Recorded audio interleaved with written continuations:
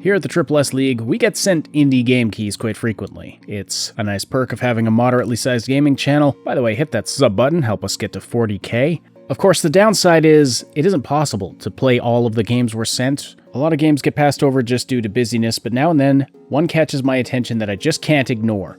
The past few years have seen a lot of great 2D puzzle platformers. Celeste, The Messenger, Ori and the Will of the Wisps, probably a ton more that I haven't tried.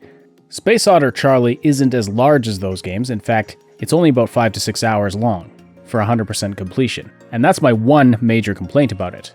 I wanted more. I wanted twice as much game because I enjoyed what was there so much. It's bright and colorful, the artwork is beautiful, the levels are well designed, there are cool boss fights, a good variety of enemies and challenging situations, craftable upgrades and abilities, guns, more guns, even more different guns, well-crafted gameplay, and a funny storyline about otters in space.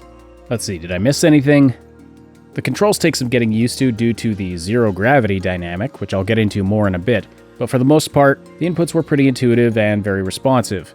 I used a controller, which is my typical choice for this type of game, but if you're playing on PC, you also have the option of using mouse and keyboard. As for difficulty level, it's not a terribly hard game. I'd say the different levels range from low to moderate difficulty. A few sections may prove to be a bit of a challenge if you're more of a casual gamer. This game is not trying to be particularly difficult or pretentious, though. It's just trying to be fun, and that is really what counts. I could tell right from the get-go, this is a game that wanted to give you a fun time exploring, engaging in some fun combat, not making things incredibly frustrating, not making you pull your hair out looking for the next secret. It's kind of a what you see is what you get scenario.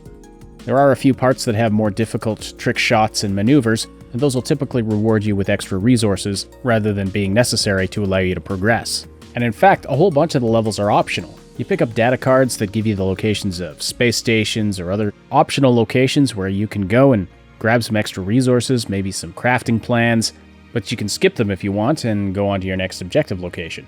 So there are a lot of options here, a lot of freedom. I guess the only really tragic thing about this game is that it's over so quickly and honestly ends a little bit anticlimactically. In addition to the story campaign, it does have a couple of local multiplayer modes where you can battle it out with your friends in old school couch battles. Unfortunately, there's no story content there, just some old school couch multiplayer, which is awesome, but doesn't really add to the length of the game at all. The marketing rep that initially emailed me was kind enough to pass on a couple of questions to the developer, and my biggest question was, will there be more content coming?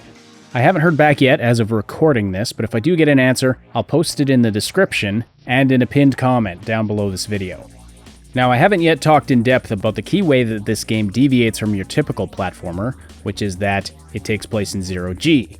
There is no gravity. Your feet will cling to surfaces you encounter, be they stationary or mobile, and you can push off in any given direction and will float along in a straight line until you encounter another surface.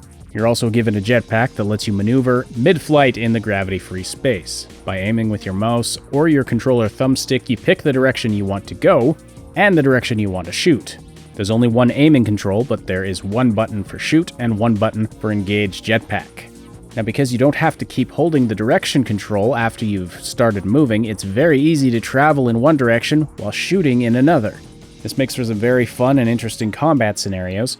Your gun is also a movement tool, since shooting while you're free floating will push you in the opposite direction, because physics, baby. Another reason that I really like this game is the retro style of it. Now, looking at it, you're probably thinking, this game doesn't look very retro, and it's not, at least in terms of having pixely graphics or anything like that. The graphics and gameplay hold up to modern standards, but somehow it feels very old school. I got vibes of playing old games like Commander Keen and Jetpack. Maybe it was the art style, maybe the overall game style or the sound effects, the music, I'm not even really sure.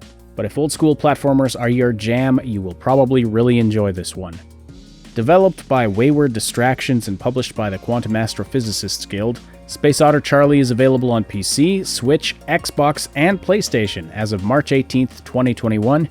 It costs about $15 US, and I'll let you decide if that's a worthwhile price for the 5 to 6 hours of gameplay you'll get out of it. But if the game looks fun and you do decide to visit Otter's space, I'm confident you'll agree that this is a true indie gem.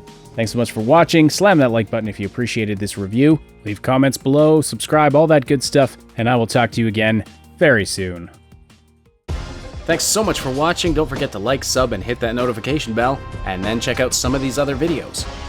Find the link to our Discord server and other important stuff in the description below. Rotate.